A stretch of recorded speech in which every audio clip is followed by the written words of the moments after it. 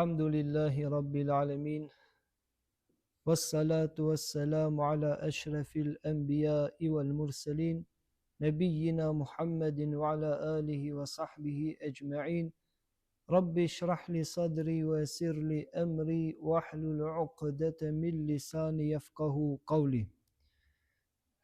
Почитувани браќа, да бидеме захвални на Аллах Джелешануху, да бидеме благодарни што ни овозможи да го дочекаме овој месец на рахмет, месец на милост и месец на ослободување од џехенемскиот оган.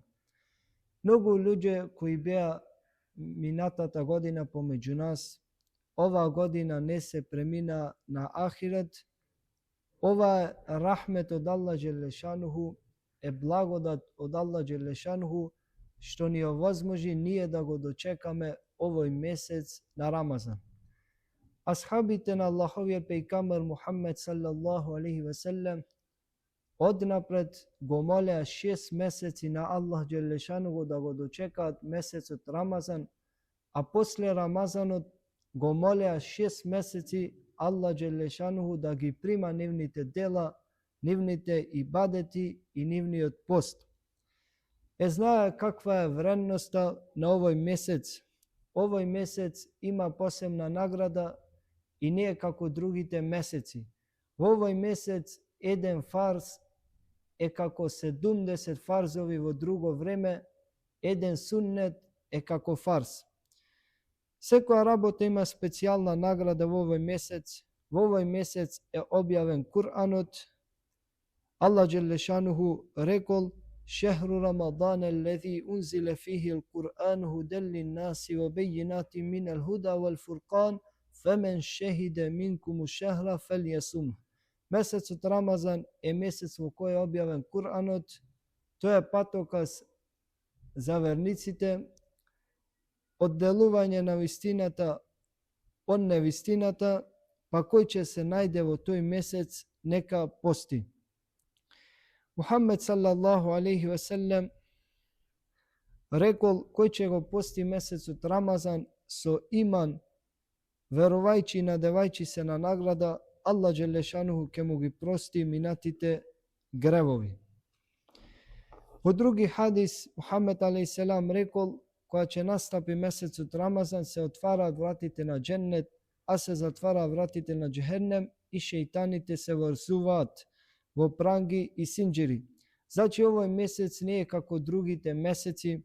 Овој месец треба да го искористиме, ништо да не испуштиме, а да не правиме ибадет во овој месец.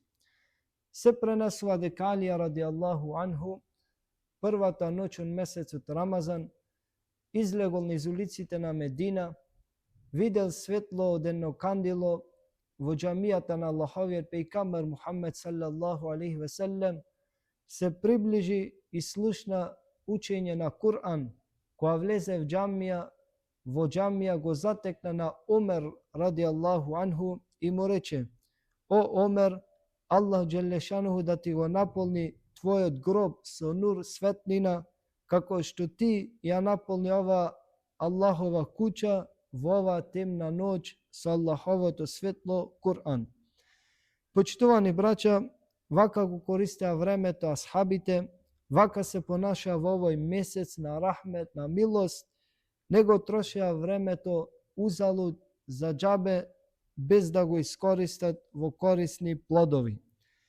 Се пренесува дека имам Евзаи, еден од големите мухаддиси во табин, кога ќе дојдеше месец на Рамазан, прекинуваше со дерсови за хадис, затвараше книга од хадис и велеше: ова е месец на Куран и јас ќе се занимавам само со Куран во овој месец.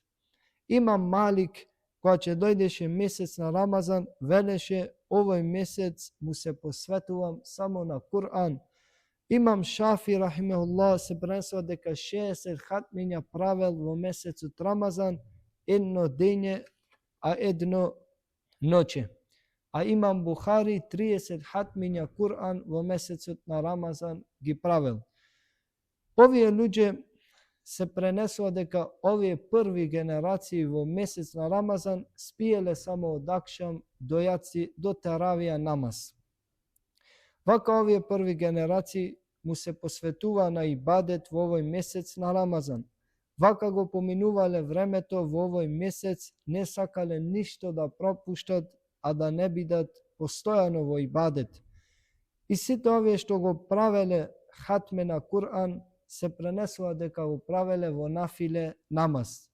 А почитувани браќа, ние да се запрашаме колку хатми ја правиме, ова е шанса, ова е месец да се преиспитаме, месец кога треба да видиме каде ние одиме, да почнеме да се поправаме одма, да не избега овој месец, а да не направиме барем една хатма на Кур'ан, да го искористиме ова време кога наградите од Аллах Джелешануху се многу големи. Кога во овој месец се ослободуваат луѓе кои се за во џехенем, себет спрема овој месец, себет милоста на овој месец. А да не го трошиме овој месец во седенки, во празни муабети, зашто не е доволно човекот да пости, да прекинува само со јадење и со пиење, туку треба да постат неговите очи, неговата уста, неговите уши, треба да постит и другите делови од телото за постот да биде целосен. Го молам на Аллах Джелешанху да го прими нашиот пост, нашите ибадети. Ассаламу алейкум ва рахметуллахи ва баракатуху.